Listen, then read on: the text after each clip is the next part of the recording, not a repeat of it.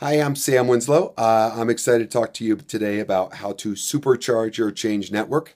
I'm going to draw from my experience as a high school teacher for 6 years, an Accenture change management consultant for 11, and the last 3 or 4 years in industry. And I'm very excited. I've worked at a bunch of different clients from high tech to literally manufacturing floors and gold mining. So these principles kind of apply across the boards. And what I'm kind of the focal point of a lot of this is just how to really engage the audience and get them committed. I've stumbled upon these three questions that turn people from critics into engaged participants. There's some trappings and some tricks around, food and bribery and other kind of activities. There's also some stuff I did that I actually learned. I ripped off from a physics professor, and I used it for 5 or 6 years as a physics teacher.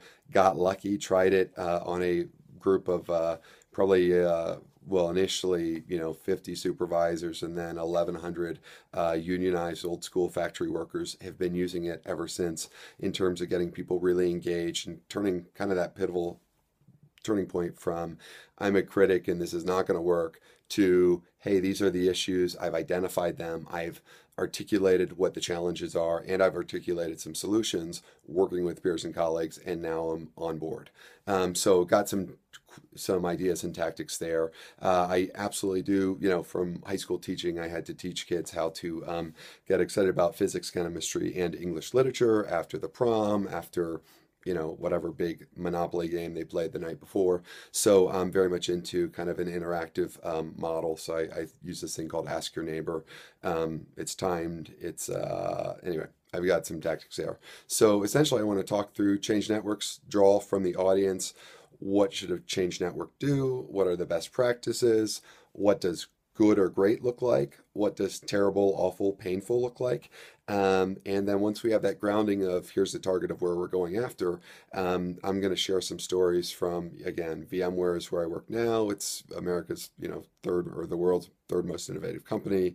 I worked at Lorillard Tobacco Company, that is America's oldest tobacco company, which you can possibly imagine was not necessarily a font of innovation and so on.